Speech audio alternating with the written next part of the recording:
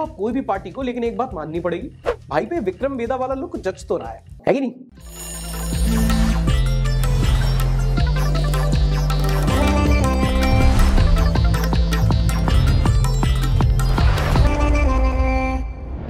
नमस्कार, आदाब and welcome.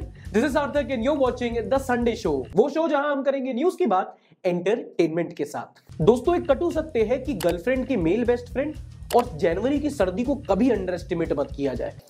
दोनों बड़े अनप्रेडिक्टेबल होते हैं। भाई क्या सर्दी पड़ रही है यार, जितने कपड़े कबर्ड में नहीं है उतने शरीर पर लटके हैं, फिर भी ठंड लग रही है। और इसी सर्दी के मौसम में आजकल हेडलाइंस में पता क्या चल रहा है?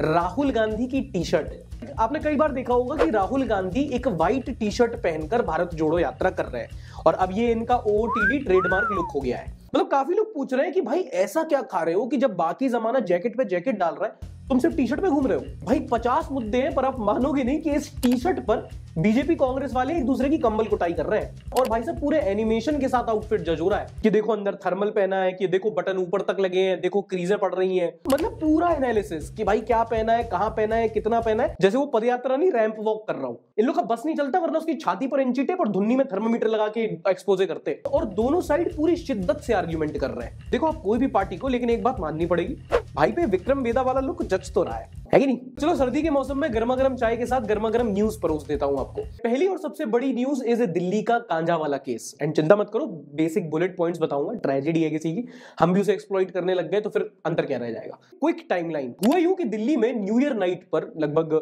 1 से लेकर रात को 3 बजे के बीच में एक बलिनो कार ने एक स्कूटी पर जा रही अंजलि सिंह को टक्कर मारी और उसे कई किलोमीटर तक घसीटा।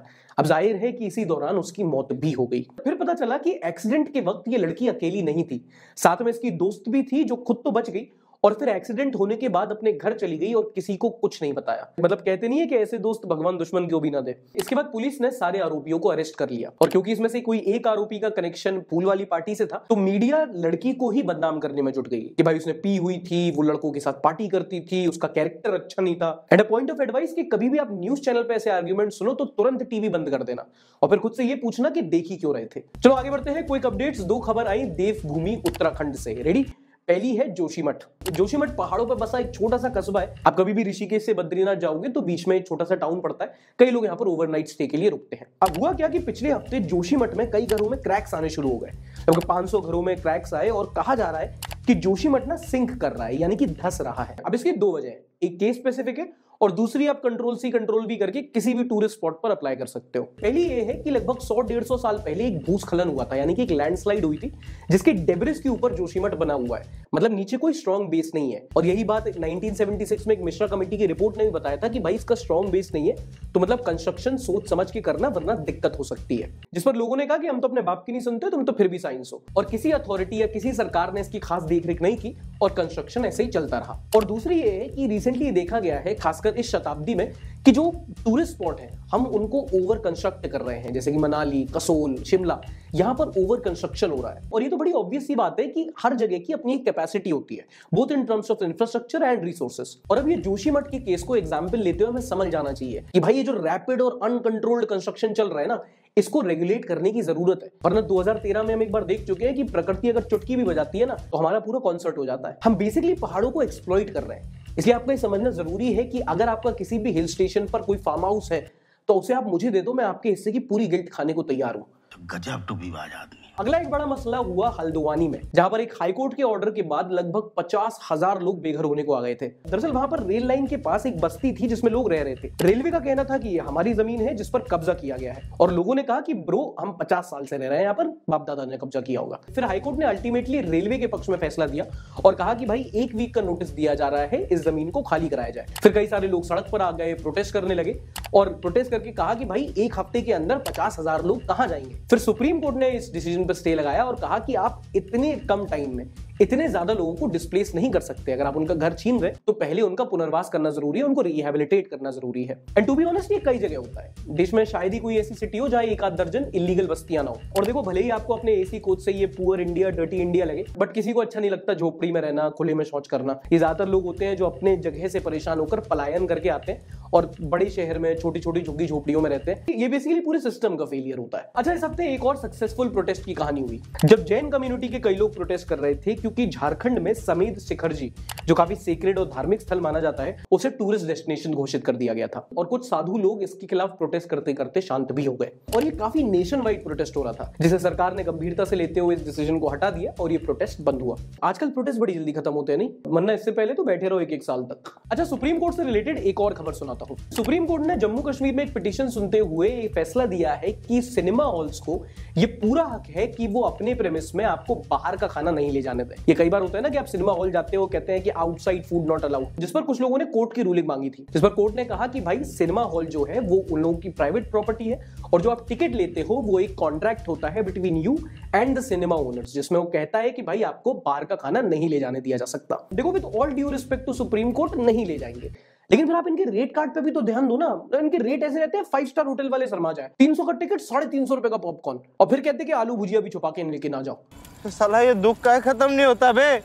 चलो थोड़ी फाइनेंस न्यूज बताता हूं। इस हफ्ते में पता चला है कि देश का बेरोजगारी दर बढ़ रहा है। CMIE यानी कि ये कौन है?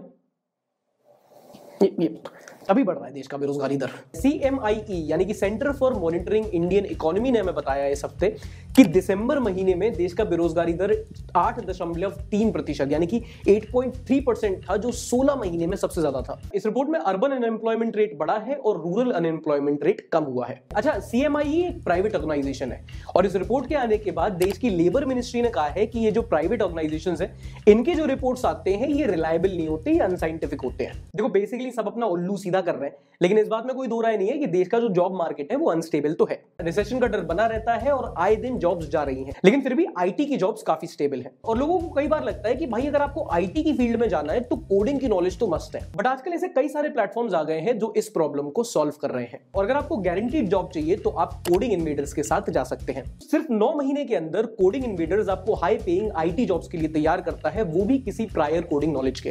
ये ना सिर्फ आपको पर्सनल लर्निंग कोऑर्डिनेटर देते हैं, बल्कि इनके कोर्सेज Amazon, फिलिप्स और डिलॉयट के इंडस्ट्री एक्सपर्ट्स ने डिजाइन किए हैं। और इतना ही नहीं, आप अपनी लर्निंग को कस्टमाइज भी कर सकते हो। मतलब कि पहले 6 हफ्ते में आपको मोस्ट डिमांडेड जो प्रोफेशंस हैं उनके ABCD पढ़ाएंगे, जैसे कि data analyst, front end, back and, quality assurance, mobile development and project management. और फिर आप डिसाइड करो कि इनमें से आपको कौन सा अच्छा लगता है और फिर बचे हुए टेन्योर में आपको उसी फील्ड में ट्रेन किया जाएगा। इतना ही नहीं, कोडिंग इन्वेडर्स में आपको पर्सनल करियर काउंसलर के साथ 1-on-1 मेंटरशिप भी मिलती है। ऑल्टरनेट डे पे लाइव क्लासेस होती हैं और जो कुछ भी आपने सीखा है उसे आप डिजिटल लैब में प्रैक्टिस भी कर सकते हो। और हाँ, पहले इस्तेमाल करें फिर विश्वास करें पॉलिसी के तहत कोडिंग इन्वेडर्स आपको गारंटीड जॉब अग्रीमेंट भी देता है, मनी बैक गारंटी के साथ। डिस्क्रिप्शन में जॉब गारंटी बैच का लिंक है, आप जाके चेकआउट कर सकते हैं और इस कोड को यूज करके आप डिस्काउंट भी पा सकते हैं।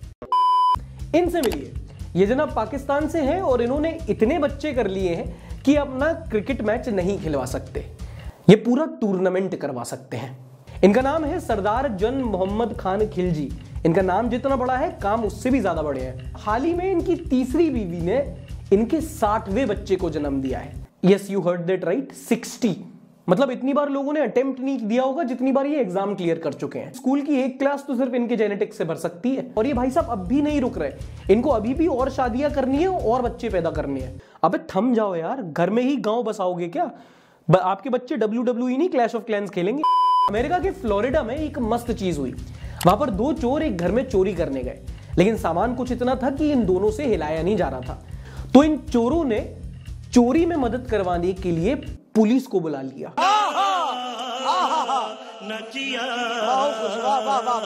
हाँ, कॉल लगाया, पुलिस को बुलाया और मालिक बनकर सामान बाहर निकलवाने लगे। और पुलिस से सामान चोरी करवाने के बाद ये लोग पुलिस से ही बोल रहे हैं कि इनको पुलिस वैन में एयरपोर्ट ड्रॉप कर दिया जाए। मतलब confidence, over confidence, these bitches. वो तो गनीमत से पुलिस को बीच रास्ते में पता चल गया कि भाई क्या घपला हो रहा है, इनको एयरपोर्ट की जगह सीधा पुलिस स्टेशन ले गए। एक और बड़ा मसला हुआ जिसे आपने सोशल मीडिया पर जरूर सुना होगा, वो तब जब एक इंटरनेशनल फ्लाइट में मिड एयर एक बंदे ने नशे की हालत में एक वृद्ध महिला पर सूसू कर दिया। And as filthy and as dirty and as immoral this is, I can't find a reason. मतलब क्यों, काहे, किस लिए? As dirty, as immoral and as filthy it is, I can't find a reason. मतलब समझ ही नहीं आ रहा क्यों किया। तो कोई इमरजेंसी नहीं थी, कोई दुश्मनी नहीं थी, कोई फेटिश ना ही हो तो अच्छा है। और ऐसा भी नहीं कोई ऐरे गहरे इंसान ने किया है, एक अच्छे खासे घर परिवार से आने वाला पढ़ा लिखा व्यक्ति, उसने ये हरकत की। और मीडिया वाले अलग ही मजे ले रहे हैं, इसको अलग अलग टाइटल दे रहे हैं, पी मैन, सुसु मैन, चीफ यूरिनेटर। तो बहन मजाक चल रहा है। Now, according to I witnesses, इस आदमी के उस महिला पर पेशाब करने के बाद भी क्रू ने कोई खास हेल्प नहीं की।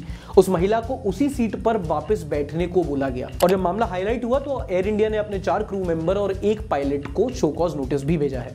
और इस इंसान को 30 दिन के लिए फ्लाइट से बैन कर दिया गया है। 30 जन्म के लिए किया जाना चाहिए था, बट अगेन इनको बिजनेस ज्यादा पड़ी है। किसी ने बड़ा अच्छा ट्वीट किया कि एयर इंडिया से पहले आप पिस ऑफ होते थे, अब आप पिस ऑन होते हो। And I think it's a good one. मौसम तो ऐसा लग रहा है दिल गार्डन गार्डन हो रहा है, बहुत मजा आ रहा है यहाँ पे। अच्छा, काफी टाइम बाद ऐसा हुआ है कि बिहार पॉजिटिव सेगमेंट में फीचर हुआ है और नॉनसेंस में नहीं हुआ है। न्यूज है गया से। यह है चिंता देवी, जो गया में 40 साल से एक मैनुअल स्कैवेंजर थी। मतलब वो लोग नहीं होते जो हाथ से मलमूत्र साफ करते हैं, ये वही काम किया करती थी पिछले 40 सालों से। और हाल ही में हुए वहां के नगर पालिका इलेक्शन में इन्हें डिप्यूटी मेयर चुना गया है। और ये काफी अच्छी बात है, क्योंकि शहर की गंदगी की प्रॉब्लम इनसे बेटर कौन समझ पाएगा जिन्होंने 40 साल से उसे अपने हाथों से साफ किया है। एंड इंटरेस्टिंगली पहली बार नहीं है जब गया में कुछ ऐसा कदम उठाया गया है। 1996 में भी भगवती देवी, जो वहां की मुसाहर कम्युनिटी से आती थी, जो काफी पिछड़ी और काफी ओप्रेस्ड कम्युनिटी मानी जाती थी, वहां से भी उनको लोकसभा का कैंडिडेट चुना गया था। तो जब भी सबसे निचले तबके के लोग एक पब्लिक ऑफिस में बैठते हैं या चुने जाते हैं, तो मुझे लगता है ये एक अच्छी बात होती है। अच्छा, साल की शुरुआत में आप में से जिम जाने का रेजोल्यूशन किस किसने बनाया था? गए? सर्दी में सूख गया ना मोटिवेशन। एक अंकल की स्टोरी बताता हूं, फिर से जोश आना चाहिए। और फिर भी जिम नहीं गए ना तो शर्म भी आनी चाहिए। अंकुश दातर नाम के ट्विटर यूजर हैं जिन्होंने अपने पिताजी की फिटनेस जर्नी शेयर की, जो 63 साल की उम्र के हैं। इनकी हड्डियां मांसपेशियां इतनी मजबूत नहीं थी कि एक सिटअप भी मार पाए, मतलब एक उठक बैठक भी लगा पाए, लेकिन उन्होंने फिट होने की ठान ली और धीरे धीरे करके ये प्रैक्टिस करते गए और धीरे धीरे करके ये सिटअप्स लगाने लगे। फिर उन्होंने जिम ज्वाइन की और धीरे धीरे ये फ्री वेट स्क्वाट्स भी मारने लगे। और इन्होंने धीरे धीरे 1 साल बाद इतनी प्रोग्रेस कर ली कि ये अपनी बॉडी वेट के डेडलिफ्ट मारने लगे हैं। और जो जिम जाता होगा उसे पता होगा कि deadlift is one of the most difficult compound movements, और ये अंकल ने अभी अचीव कर लिया है। 63 वर्ष की आयु में अगर कोई अपनी फिटनेस जर्नी स्टार्ट कर सकता है, तो हम लोग भाई क्या चीज है, हम लोग को तो करना ही चाहिए। And you know, if this doesn't inspire you, nothing will. कुछ तो लोग कहेंगे। अच्छा देखो, कुछ कंटेंट आता है अखबार और मीडिया से, दूसरा कुछ कंटेंट आता है सोशल मीडिया से। इस सेगमेंट में हम उसी को रिव्यू करते हैं। तो डॉक्टर गिल नाम का एक ट्विटर हैंडल है, बड़ी सही वीडियो एडिट करके उन्होंने अपलोड की। जय शाह क्रिकेट खेलते हुए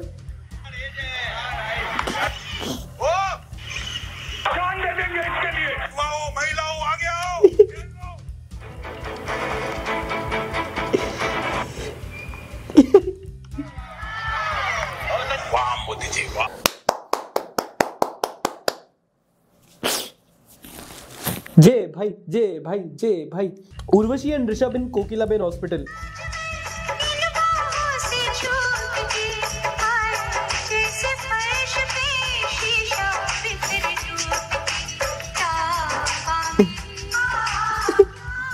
अच्छा देखो, जोक्स अपार्ट, ये इसलिए दिया गया है क्योंकि ऋषभ पंत और उर्वशी रौटेला का आपको सीन पता चल रहा था कि भाई अलग ही स्टॉकिंग हो रही थी, आरपी। बाद में उन्होंने आरपी वाला जो नैरेटिव है वही स्पिन कर दिया। बट अब जब ऋषभ पंत एक हॉस्पिटल में गए हुए हैं आफ्टर हिज एक्सीडेंट, तो अब वो उस हॉस्पिटल की फोटोज डाल रही हैं, स्टोरी पे लगा रही है। एंड काफी लोग अब इसको मेंटल हैरेसमेंट बोल रहे हैं, क्योंकि वो एक बार वो इंसान बोल चुका है that this is not okay with me, आप मेरा पीछा छोड़ो। और ये फिर भी नहीं मान रही है, बार बार कुछ भी होता है तो एक क्रिप्टिक करके जो पोस्ट डालती है, फिर हॉस्पिटल को स्टॉक करती है। This is not good for someone's mental health, specially who is going through a bad time after an accident. Twitter पे वही आर्ग्यूमेंट दिया जाता ना कि सोचो अगर यही किसी लड़के ने किया होता तो जेल हो गई होती, परवर्ट हो गया होता, हैरेसमेंट का केस हो गया होता। बट यहाँ कोई कुछ नहीं कह रहा है। डॉक्टरों ने बताया मृत, शमशान ले जाते समय जिंदा हो गई महिला, घर आकर चाय पी और फिर हुई मौत। सादिक आजम ने लिखा है when you crave for T more than मुक टी। अच्छा एक बात बताओ कि ये वाला केस कि कोई मर जाता है और शमशान ले जाते टाइम वो जिंदा हो जाता है, ये मैं ही हूं अकेला या सबने सुना है अपनी लाइफ में कभी ना कभी किसी के बारे में? अगर ऐसा है तो कमेंट करके बताओ please. Tell me a deadly combination than aloo paratha and chai, I will wait. Chai and plain paratha, तुम की खाओ। इतनी ठंड है कि कब गंदी गंदी बातें शुरू हो जाती हैं पता ही नहीं चलता। बेटा उसको ठंड नहीं, उसको हवस कहते हैं, ठीक है। ये बातें घुमा के ना तुम अपने आप को होलियर देन दाऊ ना बताओ। And now let's have a look at our community from social media who are क्या बोल रहा हूं मैं। इंस्टाग्राम पर I am 2J Khan, not 1J Khan, is watching from a city which is famous for legal consuming weed in the world। भाई ये अलग बात है कि कभी यूज नहीं किया, पहले खुद को बता दो। Literally watching up for getting bet. तो देखो भाई, वीड या फिर मैरिजुआना या फिर गांजे का जो लीगल कंजम्पशन है वो तो कई सारी जगह पे अलाउ हो गया है। यूएस के कई सारे स्टेट्स में अलाउ है, मेक्सिको में अलाउड है, कोलंबिया में है, अर्जेंटीना में है मेरे ख्याल से। तो मतलब साउथ अमेरिका की कई सारी कंट्रीज हैं जहां पर है, यूरोप की कुछ कंट्रीज हैं, कनाडा में हो चुका है अभी। तो ये मुझे पता नहीं कहां पर है, बट धीमे धीमे ये लीगलाइजेशन ऑफ वीड का जो आर्ग्यूमेंट है ये तूल पकड़ रहा है और कई सारी कंट्रीज इसको लीगलाइज करने की बात कर रही है। इनफैक्ट इंडिया में भी वीड को लीगलाइज करने की डिबेट कई टाइम से चली आ रही है। इनफैक्ट बाबा रामदेव जैसे लोग और शायद कांग्रेस से शशि थरूर है जो इस चीज को सपोर्ट भी करते हैं। Babita.Popli is watching your show where the official mascot of the place is half lion and half fish। अच्छा, it is very interesting. Official mascot मतलब हर देश का एक ऑफिशियल एम्बलम होता है, जैसे इंडिया का अशोका एम्बलम होता है ना, ऐसे ही ऑफिशियल मैस्कट ये half lion half fish is Merlion which is of Singapore. और इसकी भी बड़ी इंटरेस्टिंग कहानी है। वो ये है कि सिंगापुर जो है वो मछुआरों का शहर माना जाता था बहुत पहले टाइम पे, जब डेवलपमेंट नहीं हुआ था। उसके लिए वो मछली वाला सीन है। और लाइन इसलिए क्योंकि सिंगापुर का जो वर्ड है ये संस्कृत शब्द से आता है जो आता है सिंग और पुर, यानी शेर और शहर। तो सिंगापुर इज शेरों का शहर, आई डोंट नो, बट ये जो है official mascot of half lion and half fish is of Singapore. आपने देखा होगा कई बार वो फेमस सा स्टैच्यू है वो शेर का जिसके मुंह से पानी निकल रहा होता है, वो सिंगापुर का है। तो मैम सिंगापुर से देख रही है। अभी हमने दो चीजें सीखी, एक सिंगापुर का ऑफिशियल मैस्कट और दूसरा की मैम कोठी बंगले वाली है। Style on Ishi is watching from Sanskardhani of Chhattisgarh where famous Bambleshwari temple is situated. तो जो बामलेश्वरी मंदिर है ये लोकेटेड है छत्तीसगढ़ राज्य में और ये काफी खूबसूरत सी जगह मानी जाती है। पहाड़ पर है, चारों तरफ ग्रीनरी है, बढ़िया केबल से जाओ, दर्शन करो, नीचे आके बढ़िया भेलपुड़ी खाओ, मजे करो। सिल रॉय 320 मैम पढ़ रही है and is watching from the district of Ishwar Chandra Vidyasagar Khudiram Bose, Bengal's Gandhi Buri's birth place. Ma'am honestly बताऊं तो ये सब नहीं पता मुझे, बट ईश्वर चंद्र विद्यासागर के बारे में थोड़ा सा बताना चाहेंगे। ये हमारे एक बहुत अच्छे लेजेंडरी फिगर हैं, बंगाल से हैं और राजा राम मोहन रॉय की तरह इन्होंने सोशल रिफॉर्म में बड़ा काम किया है। इनका नोटेबल वर्क है कि विडो रीमैरिज में इन्होंने काफी काम किया है, यानी कि जो विधवा औरत, उस टाइम पर उनका सोशल स्टेटस इतना अच्छा नहीं था, तो ईश्वर चंद्र विद्यासागर जी ने उनके रीमैरिज के लिए और उनकी लाइफ में उनको कितना दोबारा से हक दिलाने के लिए लड़ाई लड़ी थी। एंड एक चीज और है कि ईश्वर चंद्र विद्यासागर जी, भगवान बिरसा मुंडा हो गए या फिर रचित बोरफुकन जी हो गए, ये कुछ हमारे स्टेट लेवल पर ऐसे हिस्टोरिकल फिगर्स हैं जिनके बारे में हमने ज्यादा नहीं पढ़ा है। हमने ऑब्वियसली नेशनल लेवल के जो हिस्टोरिकल फिगर्स हैं, गांधी, नेहरू या फिर आप वल्लभ भाई पटेल के लीजिए, इनके बारे में हमने कई सारा पढ़ा है। लेकिन जो ऐसे स्टेट लेवल लीडर्स होते हैं इनके बारे में हमने उतना हिस्टोरिकली नहीं पढ़ा है जो पढ़ा जाना चाहिए। ऐसे ही अगर आप भी शो में फीचर होना चाहें तो बस आपको शो देखते हुए अपनी एक सेल्फी लेनी है, उसे #SundayWithSarthak के साथ इंस्टाग्राम पर अपलोड करना है और अपनी सिटी की कोई हिंट या कोई खासियत वहां पर ड्रॉप कर देना कैप्शन में और हम लोग यहां पर गेस करने की कोशिश करेंगे। जाते जाते book recommendation of the week बता देता हूं। इस हफ्ते पढ़ी मैंने ब्रायन ट्रेसी की ईट दैट फ्रॉग।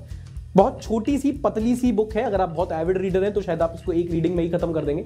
बुक करती क्या है बेसिकली, अगर आपकी लाइफ में ऑर्गेनाइजेशन इस टाइम पे इतना अच्छा नहीं है जो मेरी लाइफ में है अभी, और स्ट्रगल करते हैं लाइफ में प्रोडक्टिविटी में, तो ये बुक बेसिकली बताती है कि आपको एक लिस्ट बनानी चाहिए और जो सबसे इंपॉर्टेंट टास्क है उसको पहले खत्म करो। चाहे छोटे टास्क आप कितना भी छोटा हो उसको नहीं करो, बट सबसे बड़ा जो इंपॉर्टेंट टास्क होता है, सबसे सिग्निफिकेंट होता है, उसको सबसे पहले खत्म करो। ऐसे ही कुछ टैक्टिक्स बताए। I think it's a very helpful book, पढ़ सकते हो अगर चाहो तो, डिस्क्रिप्शन में मैंने लिंक दे रखा है। ये था आज का एपिसोड, देखने के लिए बहुत बहुत शुक्रिया। तो आई नो थोड़ा लेट हो गया है, थोड़ा सा हो सकता है क्वालिटी उतनी अच्छा ना है, अगर नहीं आए तो आई एम वेरी सॉरी।